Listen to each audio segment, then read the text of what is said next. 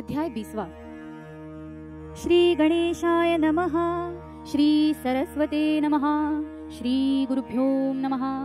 जय जय क्षीरसागर विहार, मत्स्य रूप ले किया वेद उद्धार। महाकपटी शंकासुर वध कर धर्म बढ़ाया, मंदराचल पीठ पर धारण किया।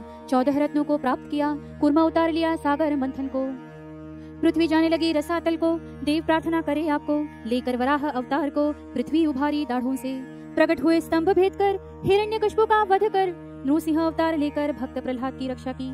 गए याचक बनकर वामन अवतार लेकर, त्रिपाद में त्रिभुवन पाकर बलि का उद्धार किया। वैष्णव बंधु 10 ग्रहों को दशानन बंदी बनाए उनको। छुड़ाया अदिति पुत्रों को राम अवतार लेकर। द्वापर युग में आकर पांडवों का रक्षण कर, धर्म की स्थापना कर श्री कृष्ण अवतार सिद्ध किया। तू ही है भीमा तट पर खड़ा कटी कर रखकर, प्रत्यक्ष रहता पंढरपुर है ब्रह्मानंद जगत गुरु। ऐसा तेरा गुणगान जो है सबसे महान, मुझ पातक को भी कर पावन कहे नरेंद्र दास तेरा। आपकी कृपा का नरेंद्र दास है भूखा, इस लीलामृत ग्रंथ का सारा बोझ आप पर। पिछले अध्याय ब्रह्मांड पुराण किया ललिता देवी ने महान। अहंकार बना विनाश का कारण, भंडासुर के नष्ट कर अहंकार को। ललिता देवी ने उसको अखंड निगल कर दैत्यराज को यमलोक पहुंचाया। अब देखते हैं वायु पुराण, जनक आख्यान गुरु ज्ञान बिन अधूरा था वह। राजा मिथिला नगरी का, दानवीरों से युग का, दान धर्म कर्म उसका था सुसमृद्ध। शिव भक्ति प्रिय उसे प्रसन्न किया, शिव को भक्ति से शिव जी ने प्रसन्न हो उसे दिया एक धनुष। नाम उस धनुष का नील लोहित उसका, शिव जी के प्रसाद का प्रतीक था धनुष। एक बार भगवान परशुराम लेकर कोई काम पधारे जनक के धाम उससे मिलने। जनक राजा ने संपूर्ण सम्मान दिया, उचित आदर आतिथ्य किया। उच्चासन पर बिठा कर पूजन किया परशुराम का। भोजन के पश्चात बैठे एक साथ आध्यात्मिक विषय पर बात करने लगे परशुराम। तभी ऐसा होता आई वहां सीता, 5-6 वर्ष की बालिका अति सुंदर। हटकर कहे पिता को धनुष चाहिए खेलने को, लगी मांगने धनुष को निरंतर। अंत में हताश होकर उसको दिया बालिका सीता को, नील लोहित धनुष उसको खेलने हेतु। इतने वजनी धनुष को एक हाथ उठाया उसको, लेकर गई खेलने को आंगन में। यह देख आश्चर्य हुआ, राजा जनक अचंभित हुआ। देखिए कैसा चमत्कार हुआ। राजा कहे परशुराम से, मुझे जो महादेव ने दिया धनुष प्रसाद रूप में पाया, वजनी होकर भी उठाया सीता ने कितनी आसानी से। सिर्फ ले ही नहीं गई उठाकर, परंतु उस पर बैठकर अश्व समान सवारी कर ले जाए आगे आगे। परशुराम जी ने जाना, अंतर्ज्ञान से पहचाना, बालिका असाधारण है यह माना। सीता को देख प्रत्यक्ष आद्य शक्ति महान, जनक को ही नहीं इस बात का ज्ञान। आई है करने कार्य महान एवं उद्धार जनक का। पद्माक्ष नामक राजा ने लक्ष्मी और नारायण को अपने भक्ति से प्रसन्न कर उसने वरदान मांगा। उनका वरदान फलित होकर राजा पद्माक्ष के घर लक्ष्मी माता ने कन्या होकर जन्म लिया। यह कन्या जब आई उपवर को, पाया अति सुंदर रूप को। अनेक राजपुत्र चाहते उसको पत्नी रूप में। पद्माक्ष ने कहा सबको, नीलवर्णीय शरीर प्राप्त जिस वर को, अपनी पुत्री दूंगा उसको पत्नी रूप में। सभी राजपुत्रों ने आक्रमण किया, पद्माक्ष का वध किया। कन्या का पीछा रावण ने किया, इसलिए हुई गुप्त। रावण के भरपूर खोजने पर न पाया पता कर, जहाँ गुप्त हुई थी जाकर वहाँ मिले 5 रत्न। रावण रत्नों को ले आया, एक संदूक में उन्हें रखवाया। संदूक मंदोदरी को दे आया रत्नों वाला। मंदोदरी ने देखा खोलकर, देखती रही आश्चर्यचकित होकर। 5 वर्ष की कन्या भीतर दिखाई दी। उसने घबराकर तुरंत सेवकों को बुलाकर कहीं गाड़ दो जमीन में ले जाकर राज्य के बाहर। मंदोदरी ने कहा जैसे सेवकों ने किया वैसे, मिथिला नगरी में गाड़ा उसे। संदूक गया दूसरे राज्य, संदूक वह गाड़ा हुआ एक किसान को प्राप्त हुआ। खेत जोतने के समय हुआ यह प्रसंग। भूमि के भीतर की प्रत्येक वस्तु का राजा होता मालिक उसका। किसान को ज्ञात था इस बात का, उसने संदूक दिया जनक को। जनक ने संदूक लेकर जब उसे देखा खोलकर, प्राप्त हुई उसके भीतर कन्या यह। परशुराम ने सब जानकर जनक का मार्गदर्शन कर, कहा इस कन्या के विवाह पर रचो स्वयंवर। राजा जो भी चढ़ाए इस धनुष पर प्रत्यंचा लगाए, वह लेकर जाए इस जानकी को। ऐसी शर्त रखकर करो इसका स्वयंवर, तब इसके योग्य वर प्राप्त होगा। श्रोताओं ऐसे रहते महान संत और ऋषिगण, जो रखते त्रिकाल ज्ञान, सलाह देते उसके अनुसार। उपासना का बल उसमें उनका चित्त निर्मल, इसलिए सलाह देते सबल कल्याणकारी। ऐसा हुआ कोई भी संतों की सलाह लेकर भी, जिसकी उम्र व्यर्थ गई कभी, पूछे संत नामदेव। आज तक न किसी को संतों ने धोखा दिया किसी को, युगों युगों से मानव जाति को देते संत उपदेश। कहा परशुराम ने जनक को स्वयंवर रचने, जानकी का विवाह करने योग्य समय पर। परशुराम गए विदा लेकर, विदा किया आभार मानकर। कुछ दिन बीतने पर नारद आए राज्य में। नारद का आदर सम्मान कर जनक खड़ा रहे हाथ जोड़कर, दास जैसा बनकर नारद के समक्ष। नारद ने जनक से कहा, तुम करते आयोजन यज्ञों का, अनेक धर्म कार्यों का, किया अश्वमेध यज्ञ भी। वैसे ही तुम्हारे द्वार आता जो याचक उसको, कभी रिक्त न लौटाते उसको। धन्य है तुम्हारी दानवीरता, प्रजा पर असीम कृपा तुम्हारी, भूखा न रहे कोई नर नारी, तुम्हारी है महिमा न्यारी हे जनक। नारद जी स्तुति करे, गौरवान्वित महसूस करे, जनक अत्यानंद से भरे मन ही मन। नारद से मिल रही ख्याति, होती रही प्रशंसा आती, पर जनक की मति श्रेय न दे ईश्वर को।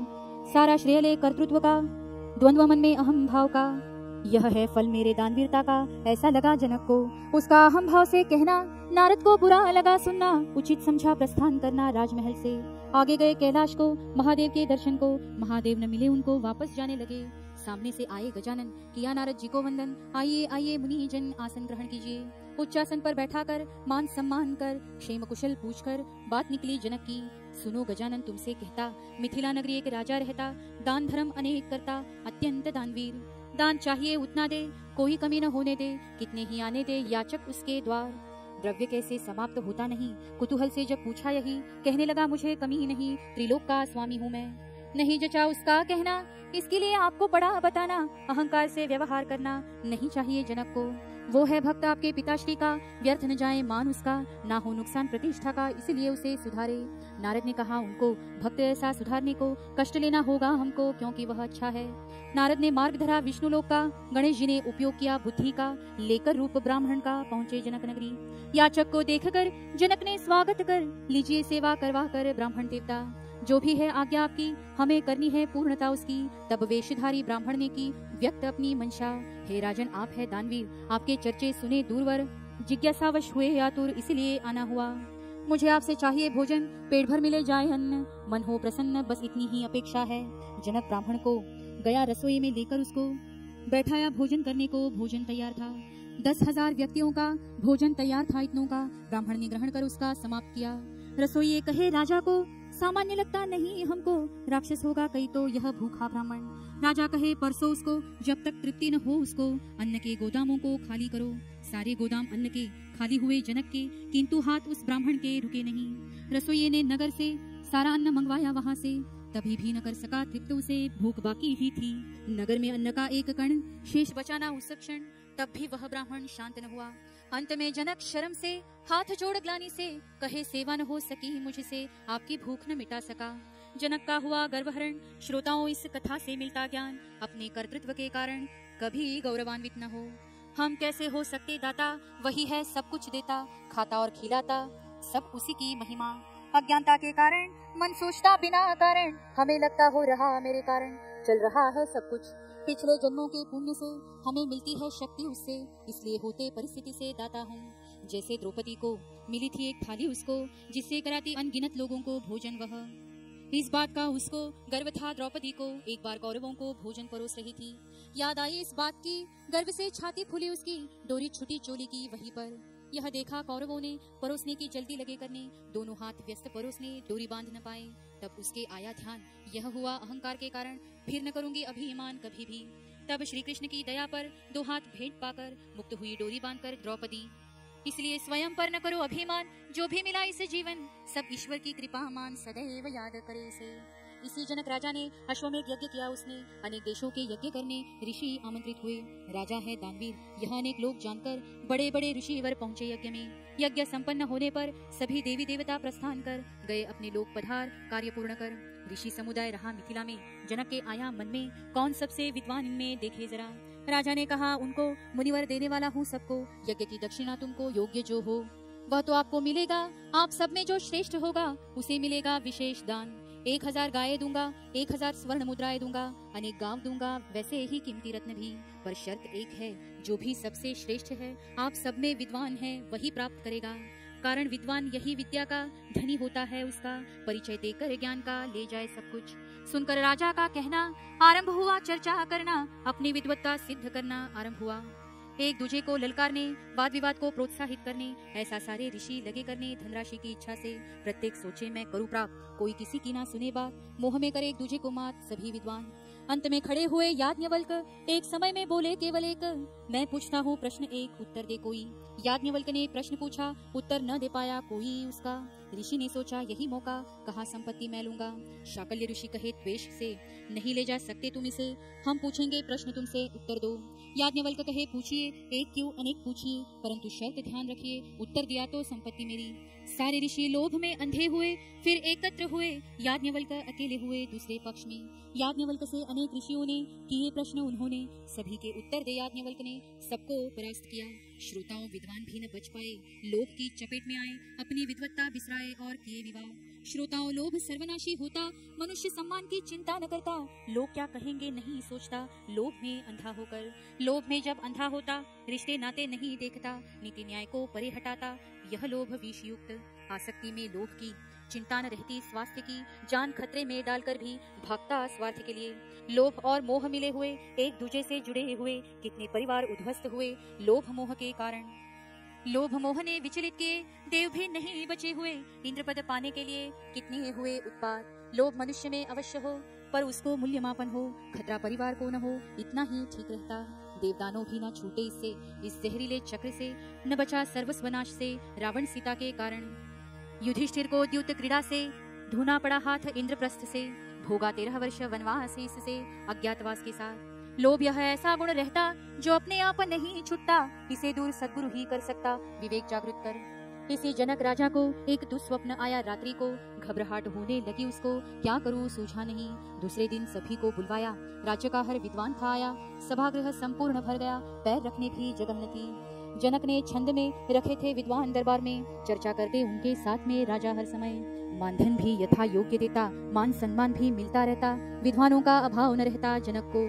ऐसे विद्वानों की भरी सभा, खचाखच दरबार भरा, आसन का अभाव पड़ा सभागृह में। राजा ने सबको वंदन किया, बैठने का संकेत दिया, अपने स्वप्न का वृत्तांत दिया, वह सुनिए। स्वप्न में राजा हुआ दरिद्र, शरीर पर फटे वस्त्र, हाथ में भिक्षा पात्र, राज्य की गलियों में घूम रहा। कुछ लोग भीख देते, कुछ लोग दुत्कारते, कोई उस पर दया करते, कोई करे शरारत।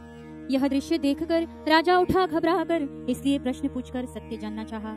जो स्वप्न देखा वह सत्य, या मैं राजा हूँ यह सत्य, इन दोनों में सत्य कौन सा मानूं। राजा का प्रश्न मार्मिक था, असमंजस भरा था, विद्वानों को संदेह था क्या उत्तर दे। सभी विद्वान मौन हुए, सभी निरुत्तर हुए, समय निकले बढ़ते हुए, फिर भी सभागृह शांत। राजा कहे ठीक है, प्रश्न यह कठिन है, हम भी समझते हैं, अभ्यास कर कल आइए। जो भी कल नहीं देगा, उत्तर से समाधान नहीं करेगा, उसे दंड भुगतना होगा कारागृह जाकर। दूसरे दिन दरबार को सभी विद्वान आए सभा को, उत्सुकता थी जनता को क्या उत्तर मिलेगा। एक विद्वान आया, एक बालक साथ लाया, अष्टावक्र कहलाया यह बालक। राजा ने प्रश्न पूछा फिर से, उत्तर मांगना आरंभ किया सबसे, खड़ा करके एक एक से उत्तर देने। किसी भी विद्वान को उत्तर न आया देने को, कर नीचे गर्दन को खड़े रहे मौन। अष्टवक्र के पिता को उठाया, उन्हें भी उत्तर न देने आया, अपनी गर्दन को झुकाया निरुत्तर होकर। राजा ने बातें सुनाई उनको, बर्दाश्त हुई ना अष्टवक्र को, पिता के समर्थन को खड़ा होकर कहने लगा। अष्टवक्र ने कही बात, राजा समझते नहीं है आप, राजा है आप यह मुझे सत्य नहीं लगता, और आप है भिखारी यह बात भी नहीं खरी। राजा और भिखारी इनका संबंध ही कहाँ। राजा देखने लगा उस ओर, सारे विद्वान अवाक चारों ओर, देखते उस छोटे बालक की ओर आश्चर्य से। 8 जगहों से टेढ़ा शरीर को, पिछले जन्म का शाप उसको, योग भ्रष्ट साधक को जन्म लिया उसने। राजा ने कहा उसने, तुम राजा हो यह लगता तुम्हें, भिखारी हो यह भी लगता तुम्हें, यह सब भ्रम है। तू ना राजा ना ही रंक है, यह सब माया का खेल है, न तुमने जन्म लिया है और ना ही मृत्यु आएगी तुम्हें। माया से वशीभूत मन तुम्हारा, सोचता है शरीर है मेरा, जबकि शरीर और तुम्हारा कोई संबंध नहीं। मनुष्य जब माया में अटकता, भ्रम निर्माण उसको होता, मूल स्वामी को वह विसारता, शरीर का ही ध्यान रखता। अरे यह देह तुम्हारा क्षण भंगुर, अष्टधा प्रकृति का यह घर, आत्मा जो बसती इसके अंदर, सिर्फ वही स्वतंत्र है। रजतम सत्व ने स्वामी को किया दूर इन्होंने, देह बुद्धि मन ने चलाया अपना अधिकार। जब तुम शांति से विचार करोगे संवेदनशीलता से, तब कहना आवश्यक नहीं तुमसे कि तुम आत्मा हो। ऋषि पुत्र का उत्तर सुनकर सभा देखे अवाक होकर, राजा उतरा शीघ्रता कर सिंहासन से। पहुंचा अष्टवक्र के पास में, माथा टेका उसके चरणों में, सद्गुरु बन मेरे नयनों में ज्ञान अंजान डाला। आप यहाँ से चलकर विराजिए हृदय सिंहासन पर, राज सिंहासन पर बैठा कर स्वयं बैठा चरणों में। श्रोताओं गुरु हा संत कुड़ी सा राजा, गुरु हा प्राण विसावा माझा, गुरु विण देव नाही दुजा पाहता त्रिलोकी। तात्पर्य, गुरु यही राजा संत कुल में, वही प्राण बनकर रहता मुझ में, गुरु बिना कोई ईश्वर नहीं जग में, ढूंढ लो चाहे त्रिलोक में। ऐसा बोध समर्थ रामदास ने किया है दास बोध में, आप और हम सब ने शिक्षा लेनी चाहिए। यह नरदेह क्षणभंगुर है, यह गंदगी का घर, किंतु गुरु मिलने पर बनाते अनमोल से। गुरु कृपा से अनेक हुए जिन्होंने मार्गदर्शन किए, सद्गुरु कृपा से ही प्राप्त हुए यह नररत्न। जो न देख सके ईश्वर वह देख ले गुरुवर, चलते बोलते परमेश्वर है सद्गुरु। जब तक न हो ब्रह्म ज्ञान तब तक मनुष्य है पाषाण, उसका जीना मृतक समान। मनुष्य देह पाकर जन्म मिला है एक, उसे करो सार्थक, ऐसे ही जीकर निरर्थक पशु समान ही रहोगे। मुक्ति न मिले देवता बनकर, देवता भी नहीं सकते इसे प्राप्त कर। इसकी प्राप्ति को मनुष्य देह पर आश्रित रहना होता सभी को। जिस तरह मुक्ति है अनिवार्य, उसका सद्गुरु ही है पर्याय, क्योंकि जन्म मृत्यु का भय सिर्फ सद्गुरु ही मिटा सकते। इसीलिए समर्थ रामदास ने कहा हमको, सद्गुरु को सौंपो स्वयं को, इस भवसागर से हमको वही तार सकते। दास नरेंद्र द्वारा रचित यह ग्रंथ लीलामृत आया है कलश तक, कलशाध्याय है अगला। इति विंशोध्याय समाप्त। जगत गुरु नरेंद्राचार्य महाराज की जय। सद्गुरु काड़ सिद्धेश्वर महाराज की जय। संत शिरोमणि गजानन महाराज की जय। आद्य जगत गुरु रामानंदाचार्य महाराज की जय। सियावर रामचंद्र की जय। परम पूज्य कानिफनाथ महाराज की जय।